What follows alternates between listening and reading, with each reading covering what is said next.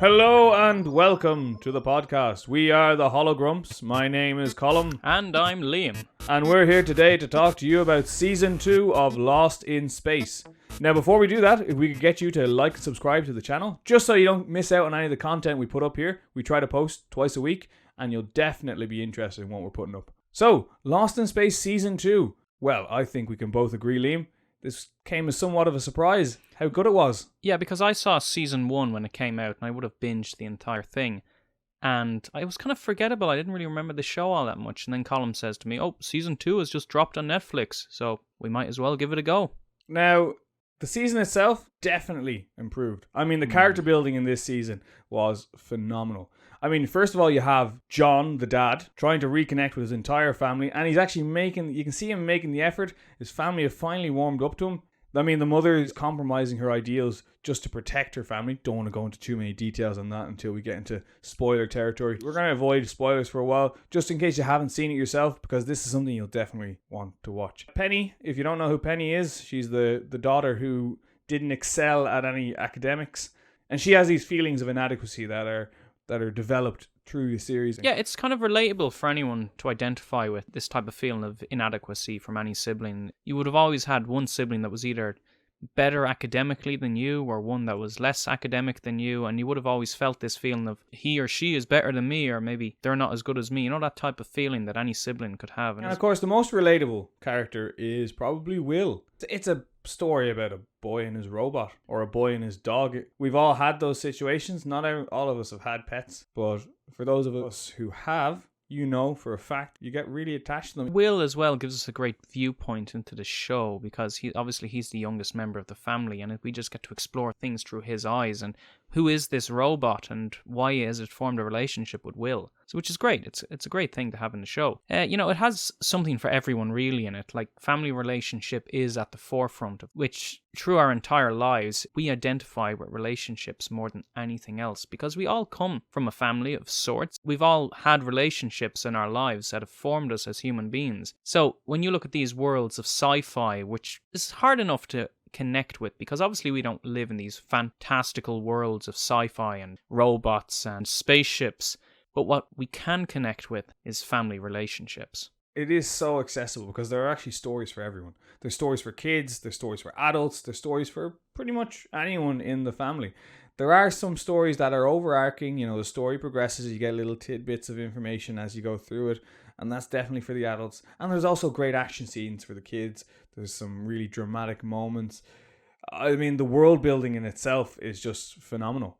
Characters in this are just as lost as we are throughout the story. They're learning as we're learning. None of this is routine for them. They're trying to discover what's out there and why they've been left in this difficult situation. Because I think that's very important when you're entering into a story for the first time, or in this case we're in season 2, and they're still building the world around us, and we still have these characters that have been thrown off course. For some people this is their 24th time going to the colony of Alpha Centauri. But in this case, we have our characters thrust out into the middle of the unknown, and we get to see how the world develops around them and how the world of the show grows and expands. Which, when you look at shows like The Witcher, for instance, we see these characters that are already set in the world, and we don't really have eyes to explore it through. Whereas this was a totally different case. Even despite how expert these people are in their fields, the universe is this unknown, the final frontier, as it's called in Star Trek. It just makes it easier for us to see the story develop around them. There are also little nods to other sci-fi series. There's a lot of pop culture references. One particular moment is they get trapped in a trash compactor. And if you don't know where I'm going with this sentence, you haven't watched enough Star Wars. And this scene was done really well as well. It wasn't like, we need a trash compactor scene where they hold up the bar and you have like a Wookiee scream. No, it was actually done very clever, and it evokes the fun and mystery and fantasy of Star Wars and other sci-fi fantasies that are out there. I mean, there are some cheesy sci-fi lines as well. Some horribly impossible situations. They seem to be just jumping from one disaster to the next. It's not trying to reinvent the wheel like Star Trek Discovery was. It's just reminding us that the wheel is there. Yeah, let's leave our Star Trek Discovery talk for a bit later.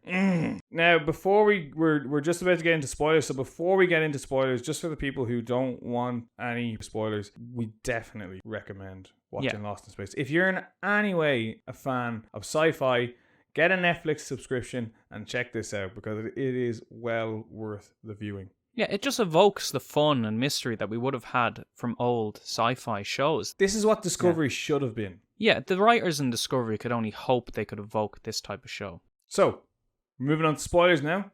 If you're leaving us now, just say, give us a like, subscribe.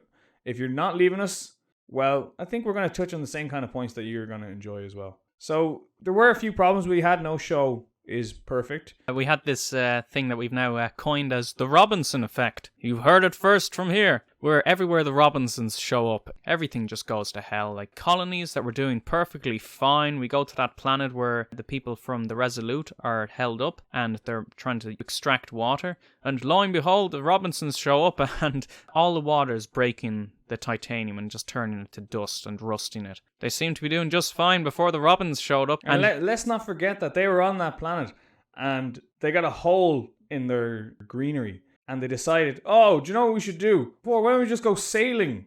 Yes! And what's the worst that could happen? Of course, first they hit a rock. Then after they hit a rock, they get trapped down a ravine, two of them do. And then after they get trapped down a ravine, they realize the rope won't reach to pull them back up. Yeah. And then John Robinson has to climb up and I nearly died when this happened. John Robinson climbing up the mast of the ship.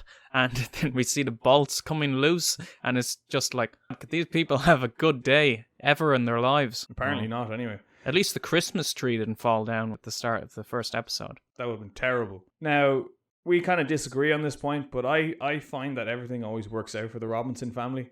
After the Robinson effect, they always seem to go back to no consequences for my family.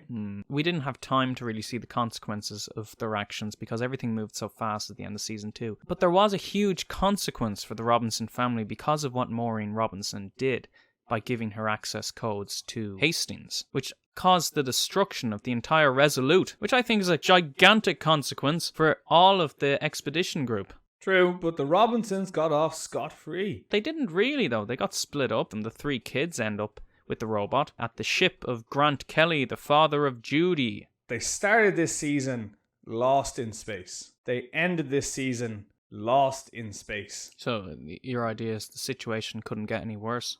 And then, of course, we have the problem with the robot. What were his intentions? Did he deliberately send Ben Adler and Will to the planet to revive all of the deactivated robots and send this army after the ship? I mean, I thought he was on a journey of... Well, the robot isn't really on a journey of redemption, more discovery.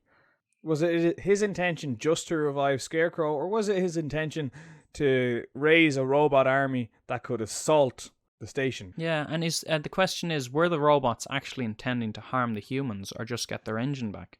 It wasn't really clear because they could have savaged the entire ship, but they were just heading towards the engine and they managed to stall them. They would have run them people in their way, I suppose, but were they trying to kill the humans? What is the intention of all the robots? Now, the biggest issue I had with it, what was Hastings' motivation to be the way he was? Why was he such a bad guy? Like a quintessential bad guy. Why wouldn't he allow them to filter the water? Why wouldn't he allow them to try this idea that would work? Yeah, he was under extreme pressure, seemingly from himself, to get the Resolute out of there and abandon all the colonists when they could have easily just filtered the water like Maureen's idea. It was like he didn't want to lose control of the ship or something like that.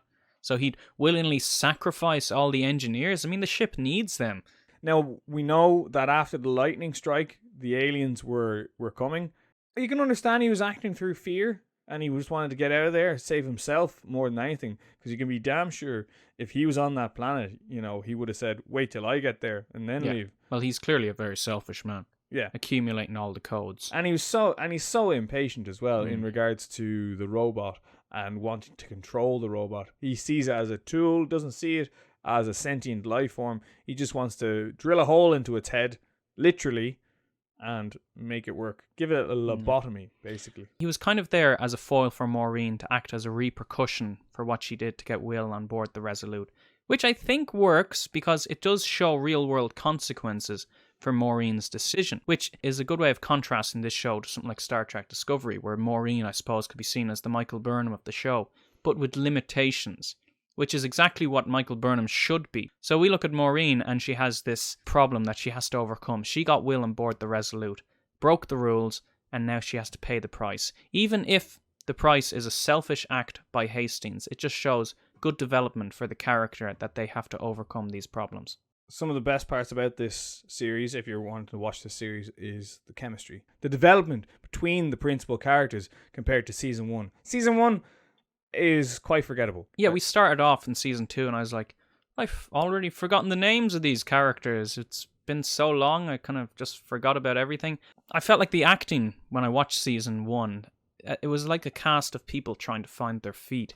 And they didn't have that built-up chemistry that you naturally would from working with people over the course of about 2 years.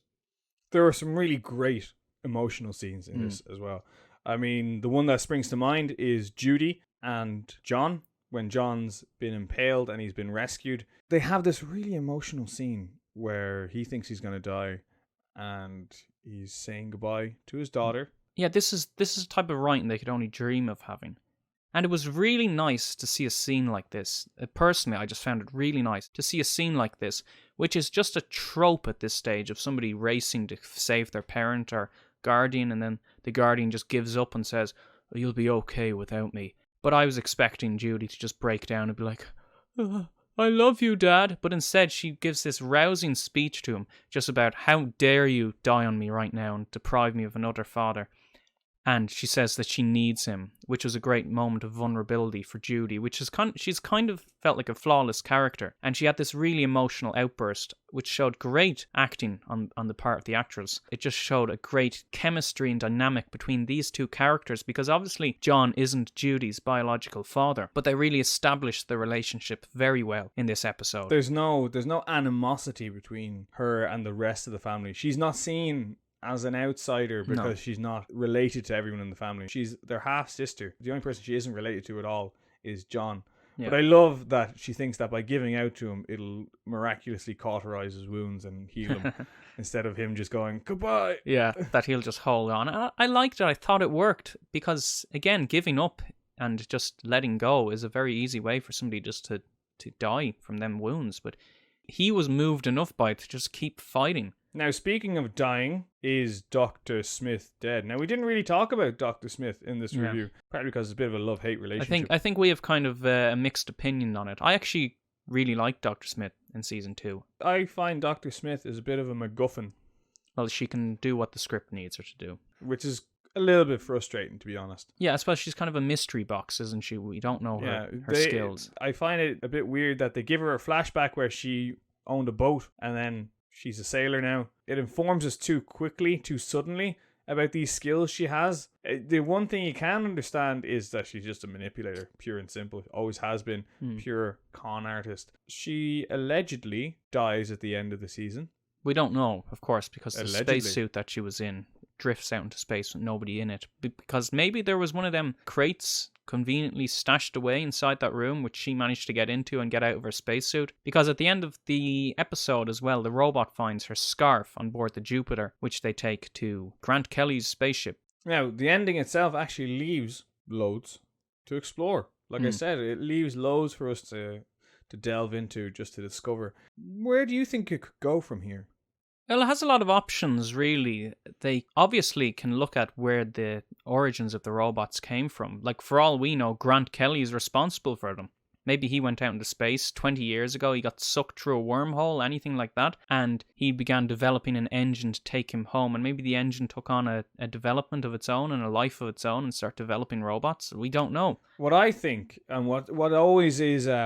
Look, I've seen the movie from 2000, 2002, Lost in Space, the one with Matt LeBlanc. It deals a lot with time travel. It has Gary Oldman in it as well. It's not a great movie, but it's part of my childhood, unfortunately, and I remember it quite vividly. Deals a lot with time travel, with the character of Will traveling back in time trying to help himself in the past tense. And maybe that's why this robot has an attachment to Will as well. And for a little while there, I thought maybe, it was a bit heavy-handed, but I thought maybe Ben Adler, the scientist who's an AI specialist, was actually Will who travelled back. He did have a British accent, and I know that's a bit of a stretch. I don't know why he'd give himself a British accent. Yeah, that'd be a bit of a flaw there. Maybe he's really trying to cover himself. A bit of a wrinkle. Oh, hello there, Will. My name's Ben. I do think time travel is going to come into it. I do think that at some point time travel might just come into it. Like, personally, I hope not. It's kind of a overused sci-fi trope at this point. I personally feel that way.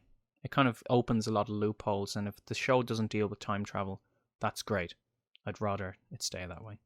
But closing arguments, closing thoughts on the show. I think we should be supporting new franchises that are emerging. I know Lost in Space is an old franchise, but it's been revitalized and they've brought something fresh to the table with this. Because nobody remembers the old Lost in Space. But I really think we should be watching these franchises that are bringing something fresh and new to the table. I haven't watched The Expanse yet because I don't have Amazon Prime in the US, so I can't watch it. But series like this really need to, give stuff like Star Trek and Star Wars a kick in the ass and tell them, you can't just rely on this fan base and abuse them. You need to stick to what's there and not try to invent the wheel. Because people that love sci-fi are always looking for something that they can connect to, because they want to imagine themselves in these worlds.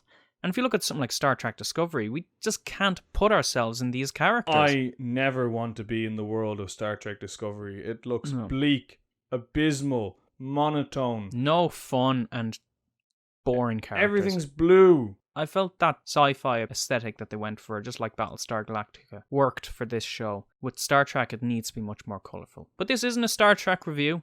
We're just promoting Lost in Space. Check it out. Alright, so we've been the Hologrums. We're going to close it out there. If you like what you saw, give us a subscribe, give us a like. Send us a comment as well. We do try to reply to comments if you have any questions or any opinions. We love to hear them. But other than that, I've been Colm. And I've been Liam. Take care.